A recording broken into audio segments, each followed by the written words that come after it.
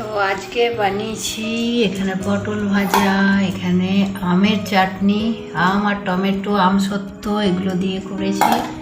এটা মুগ ডাল, এখানে করেছি আলু পোস্ত, করেছি বাঁধাকপির তরকারি, আর এখানে হচ্ছে ধনেপাতা, এই যে ধনেপাতা আর বাঁধাকপি দিয়ে বড়া ভাজা, আর এই যে মিঠির হয়েছে ডিম সেদ্ধ, আর দিদির মেয়েও আসছে সাথে, ওর জন্যেও ডিম সেদ্ধ। তো এই হলো আজকে আমাদের লাঞ্চের মেনু। সাথে স্যালাড কেটে নেবো, স্যালাড তো থাকবেই।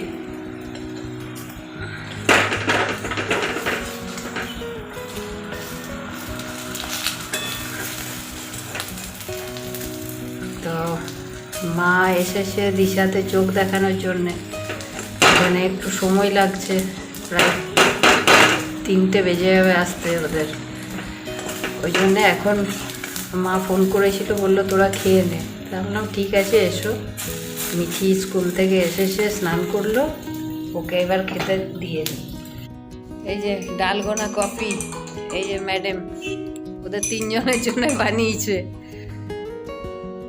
চলো, এই যে এই শীতকাল, কম্বলের ভিতরে সবাই বসে আড্ডা দিচ্ছি, আর মিঠি পরীক্ষা যেহেতু মিঠি ওই রুমে বসে পড়ছিল, এখন একটু কফি খাবে বলে উঠলো। এই যে কফি খাচ্ছে মিঠির হাতে, dalgona coffee. Thank you Mithi, খুব সুন্দর হয়েছে। মাকে অনেক ছোটতেই মিঠি একবার কফি অলরেডি খাইয়েছিল, এই ঘরে করেছিল।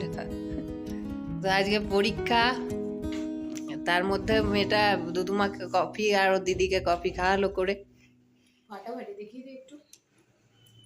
হ্যাঁ করেছে না?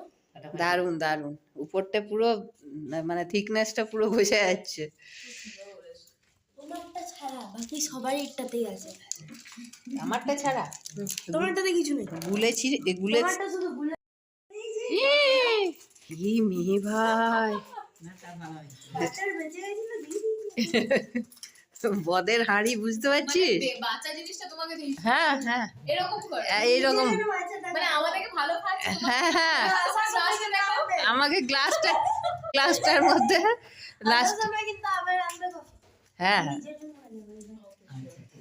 তুমি এরপর পুরোটা ফিনিশ করে নাও, ঠিক আছে? পড়াটা কমপ্লিট করো, তারপর হবে। কালকে আছে কম্পিউটার পরীক্ষা। এই যে মা এখন লাড্ডু বানিয়ে দিচ্ছে। লাড্ডুটা বানায় মিঠি, যেহেতু এগুলো খেয়ে শেষ করে দিয়েছে লাড্ডু, ওই জন্য মা যখন এসছে মা বললো একটু গুড় দিয়ে করেই দিয়ে যায়। গুড়টা হয়ে এসছে,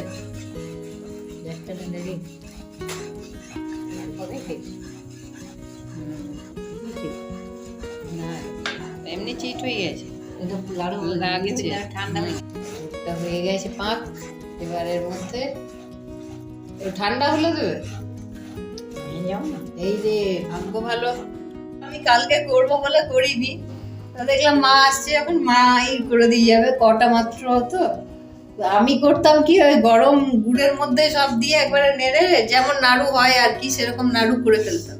তো মা বলছে না, গুড়টা ঠান্ডা করে তারপর দিতে হয়, নইলে সব গুলে যাবে, যেহেতু এটা বেসনের তৈরি, বলবে না মানে মুচমুচে ব্যাপারটা চলে যাবে।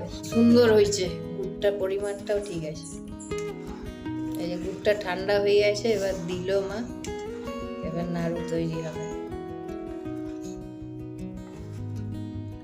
এই যে নাড়ু বানানো শুরু। মিঠির কপালে আরো ছিল নাড়ু খাওয়া, আবার কি। আমি তো গরম গুড়ে দিয়ে দিতাম, ব্যাস, না জেনে। এই নাড়ু তো কোনোদিন বানায়নি, এ হচ্ছে না, রান্না হলে জমে যাবে।